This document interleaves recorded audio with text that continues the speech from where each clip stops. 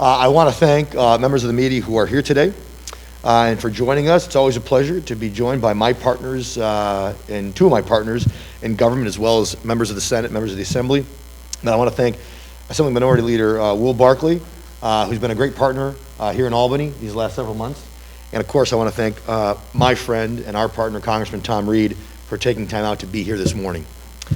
It's been less than 2 weeks since the Attorney General's report on nursing home deaths here in New York State, and that report has solidified and confirmed what our conference and my colleagues have known for months. The governor's office and his Department of Health are acting with no accountability and no transparency. They have underreported nursing home deaths.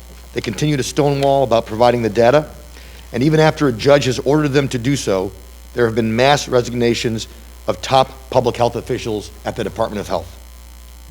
Since the report, we in the Republican Conference in the Senate have called on the commissioner to resign, to start restoring the public trust, ask our colleagues in the majority to use subpoena power to get access to the data and relevant communications. Last week, Senator Tom O'Mara in the Investigations Committee made a motion to issue a subpoena, which is one of the core functions of the Investigation Committee. His microphone was actually at one point muted so that he could no longer speak. This is an elected senator, the ranker on that committee. This morning, Senator Sue Serino made a similar motion in the Aging Committee, a committee that no doubt has had a lot of oversight over our nursing homes, over the population that we're speaking about, and the ranker basically stonewalled that request and ruled it out of order.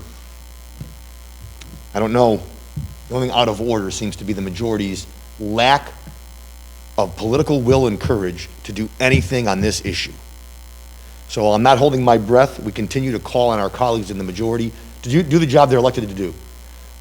There needs to be a full investigation into the findings from this report.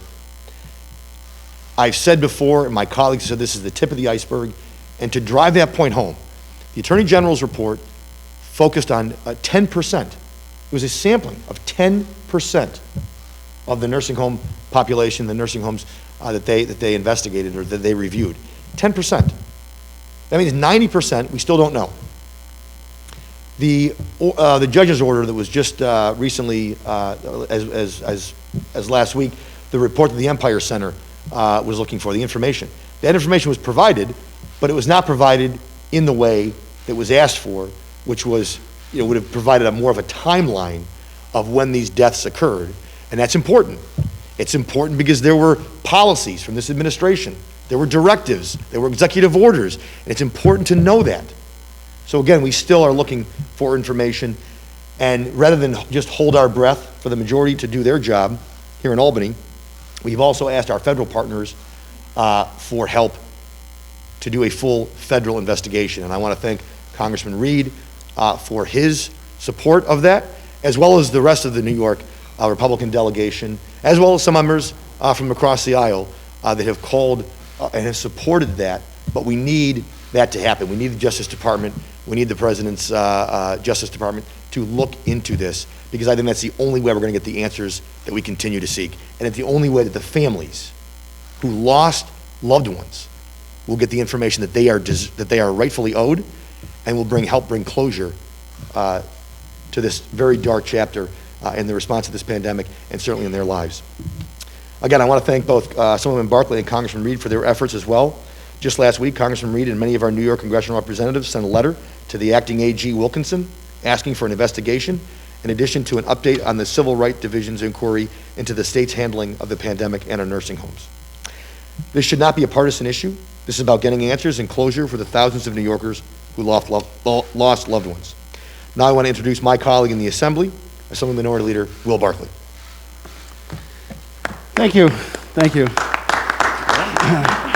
Thank you, Leader Ortt. Thanks for your leadership in the state legislature, and thank you very much for your leadership on this issue. I'm joined by my colleague, Assemblyman Phil Palmisano, who's from the Southern Tier, just like Congressman Reed, and Phil's been a great leader on this issue. I also want to mention our ranker on the Health Committee, Kevin Byrne, who's really brought this issue to light and tried to bring more attention to this issue. Very similar in the Senate. Our rules are a little different in the Assembly, but we're also trying to force our colleagues on the other side of the aisle to hold hearings on this very important issue. So far, they refused, but we have some rules abilities where if you get a majority of people on whatever committee, we're doing it in aging, government oversight, and health.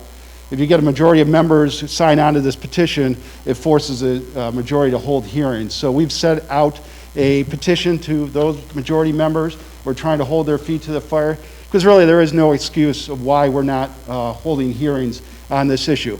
We want to accomplish two things with the hearing. Two things in my mind, and I think the senator would agree and others would agree.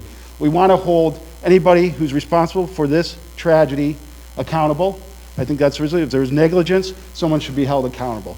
That's one thing we have to get through. The other thing we want to do, obviously, we want to make sure that this issue doesn't happen again. We can't continue to be stonewall. It's very tough to come up with legislation or put protections in place if we don't know exactly what happened. And we cannot continue to get stonewalled by the second floor. They haven't been forthcoming with this information. The only way we think they're going to be forthcoming with this information is if we hold hearings and use our subpoena power that's both the Senate and the Assembly majority have. So we're going to continue to push on with this. We're not going to let it go until our citizens and we get relief on this matter. So I'm thrilled to partner here with my colleagues in the Senate. The Assembly Minority Conference is going to continue to hammer on this issue until we get solutions. As Leader Ortt said, we're lucky to have great partners in the federal government, and we're so pleased that Congressman Reed understands the importance of this issue, and he's going to continue to push it on the federal level. We're just going to keep working together as a team, and we're going to get relief in this issue. So with that, I'd like to hand it over to Congressman Reed. Thanks for your leadership. Thank you so much. Well, appreciate it. Well done. Well, thank you very much, Leader Ortt and Leader Barclay, for the invitation to be here with you today. Thank you to my good friends, Tom O'Meara and Phil Palmisano from our home area of Western New York, Southern Tier. Thank you to our members of the State Assembly and to our State Senate for being here today on this issue of this tragedy in our nursing homes that occurred during this awful pandemic. I come here today as part of this team. Often, as I talk to colleagues across the country in the House of Representatives in Congress, you don't see members of Congress working with their state delegations as close as we work here in New York State. I can tell you these partners in the State Senate and State Assembly are truly partners. And we are teammates when it comes to investigating tragedies such as what we see here in New York State in this nursing home tragedy.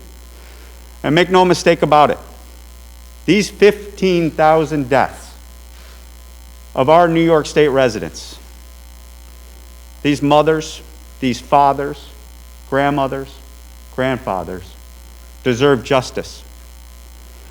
That is why we had leaders like Janice Dean, who is a personal friend of mine, who we invited to Washington, D.C. to tell her story, who just 2 weeks ago, I was in her living room in New York City, in Queens, when this report broke from the Attorney General, because we got word that this was coming down. To sit with her as we remembered Dee and Mickey, the ones that she lost in this horrific tragedy. The names, Governor Cuomo, of the 15,000 that you sent to their deaths with your order for those 40-plus days when you sentenced them to their death by putting them into our nursing homes. Now that the Attorney General has done her job, and I applaud the Attorney General for issuing that report, when I know it's tough to stand up to a governor such as what we have here in New York State, when it always has to be his way or the highway. So thank you to the Attorney General. Now it is incumbent upon us, as leaders of New Yorkers, to stand together, to come here, to stand before you, to say the job is not done. That report illuminated light onto the souls of those 14,000.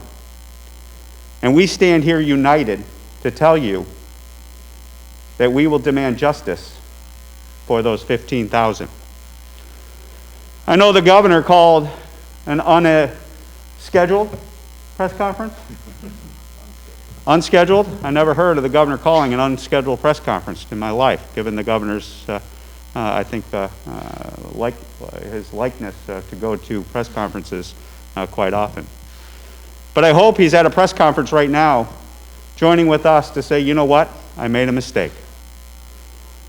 He ordered these 15,000 to their deaths, and he's over there apologizing to those families to make sure that the 15,000 souls that were lost are not forgotten, and that we are joining today in his press conference that's going on at the exact same time to say, I'm sorry, and it will never happen again. But there's something about this governor that begs me to conclude that that's probably not happening at that other press conference. But that being said, I will tell you, I have hope in Washington, D.C.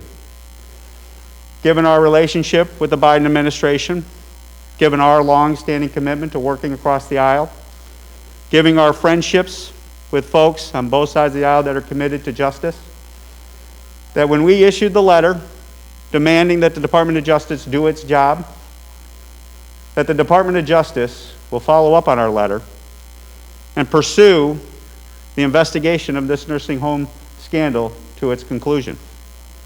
And that when the Department of Justice does its job, like the Biden administration said publicly, that the Department of Justice of the Biden administration job will do, that they will follow the facts, they will follow the evidence, and they will get to the bottom of this nursing home scandal, just like they would anything that the Department of Justice is tasked to do. So I will take the message from here in Albany today, back to Washington, and follow up to our letter that we issued as a delegation united in New York State, as a congressional delegation united, working with my colleagues in the New York delegation who are true patriots committed to getting to the bottom of this. And we will deliver the message to the Department of Justice that we are a team, not only here in Albany, but we're a team in Washington to make sure that the Department of Justice will do its job and hold the governor accountable, hold those in Albany accountable, and not just do this for a show, as many a times people out there think elected officials are engaged in this process. But truly, what we're engaged in here is to account and demand justice. And that 15,000 souls will ensure that their families are heard and that this never, ever happens again. And true leadership learns from this situation to make sure that not another soul is lost. And as my colleague Tom O'Mara's microphone was turned off in a show of cowardice here in Albany, let me assure him and all the others that your microphone will not be turned off in Washington, D.C. Because you got a congressional delegation of members committed to make sure your voice is heard and that the voice of all of us are heard in making sure those 15,000 are not forgotten. So thank you very much for the opportunity to be here with you, Leader Barclay, Leader Ortt.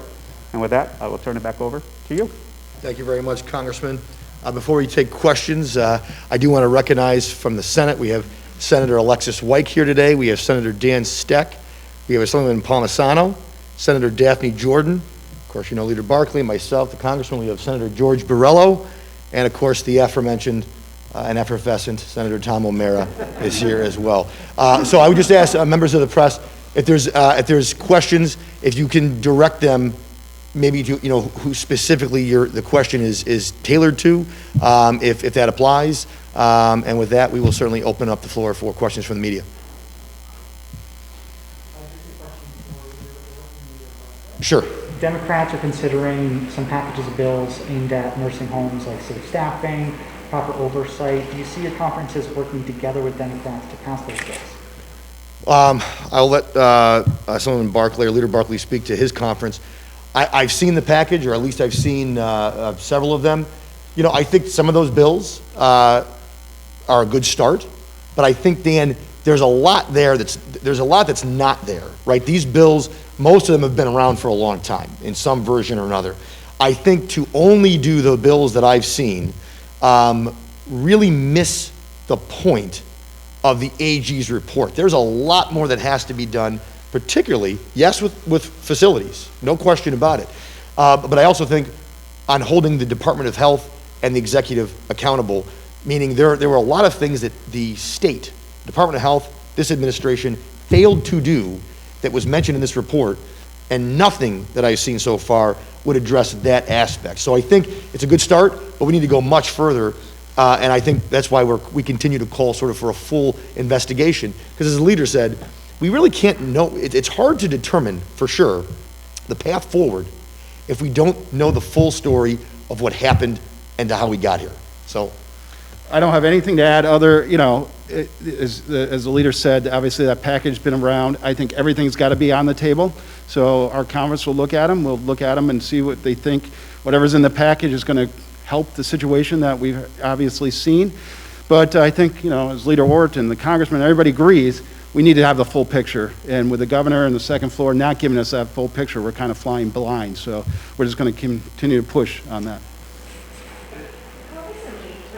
Quick question for you. So has the Biden administration said that they will have the Department of Justice investigate this? Because I feel like the last time I heard something about this, the press secretary said it was going to be up to the Department of Justice. Have you had any conversations with them? Yeah, so the question is, has the Department of Justice and the administration responded to this? We watched the press event from the press secretary, the same as everyone else. She essentially deferred to the Department of Justice, which tells me that they are not interviewing. I'm going to hold them to face value, and so we're going to continue to push the Department of Justice to do what they promised us that they would do as members of Congress, that they would do their job, and they would get to the bottom of it, and that they would pursue it if there's merit to what we are claiming and asking to be done.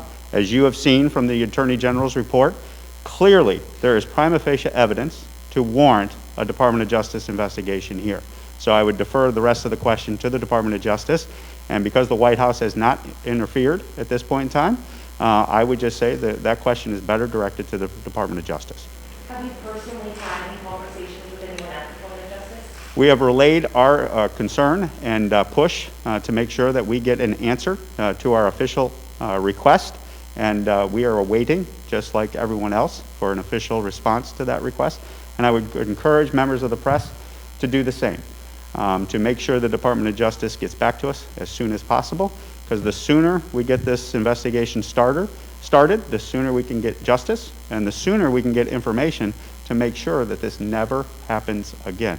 Because that's ultimately, I believe, what we want to see happen here, is that we get the information, make sure we learn as we go forward, and that we make sure that whatever the nursing homes, whatever the resources are necessary to prevent this from happening, so we don't make the same mistakes, and we make sure that they're positioned to get us through the rest of COVID-19, especially as we see reports of variants in the virus continue to come up, and God forbid we don't get the vaccines out there as quick as possible, that we are prepared to make sure that we nip this in the bud if the variants take hold.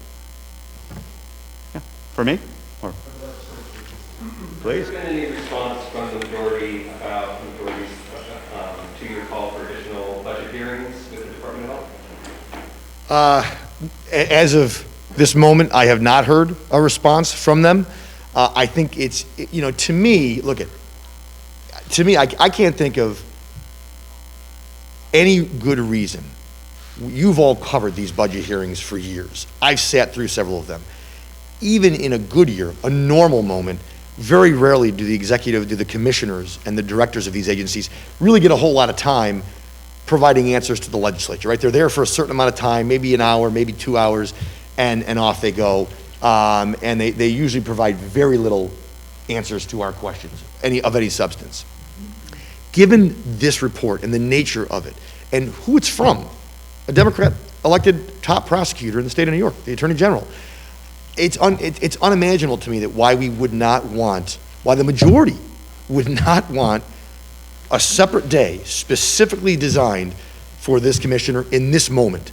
So I still await hope for that. And obviously, that's both the Assembly and the Senate would have to, I suppose, acquiesce to that. But I would certainly like a response, whether it's no, whether it's yes, or whether it's we tried and whatever, whatever the excuse would be. But I think some answer is warranted. Again, I think it's a very fair request. Yeah, thank you for that question. So ours was a little bit more formal. We actually put a petition to the members of those three committees, Aging, Health, and Government Oversight. We thought we'd give them a week. Some have been questioned by the media, and they've said, one, it's political, which I find somewhat offensive. This is not a partisan issue. It's not a Democrat, it's not a Republican issue. This is about families in New York that suffered tragedies. So I find that a little bit irritating, I guess is the right word. And then secondly, they say, well, we are doing the budget hearings. He's going to come and testify, I think, on the 25th of February. As Leader Ortt said, that's not the proper venue to be doing that. That's supposed to be for budget hearings, and this should be a separate hearing, backed up, I think it's important, backed up with subpoena power. We can appreciate him testifying, but we really want to get the facts, and the best way to get to the facts are through subpoena power. So we do plan to follow up formally with those members of the committee, but we want to give them a week and let them try to think about it. Is the Senate minority asking for additional budget testimony from the Department of Health, and the Assembly minority is meanwhile pushing for a hearing outside the budget hearings? Right. You're asking for the same thing, right? We're asking for the same thing. We asked it in different sort of formats, but I wanted an expanded day or amount of time for the commissioner, as the leader said, to speak to the report and the nursing home issue specifically, apart from the budget, right? Because he's going to come and talk about funding or this or that, and he's probably going to do everything he can to not talk about this issue. So we wanted to be able to either expand it or separate it, so that you could have one day focused on this and one day where we could obviously focus on the budget. I hope someone would ask what the purpose of the Assembly Oversight Committee is. If this isn't the purpose of that committee, I don't know what else is. This is supposed to be government oversight. There is tragedy to happen in government. It seems like that's the committee to go to, and the fact that I don't think that committee does much of anything. So this is a time for them to stand up and actually have an investigation what they should be doing.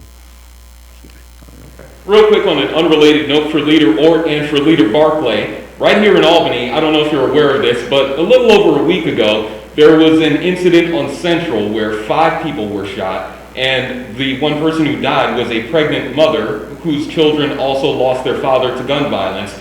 That being said, has there been any progress at all on adjustments to the criminal justice reforms? Because it seems like pretty much everyone in both minority conferences says it's had a demonstrably bad impact on inner city violence.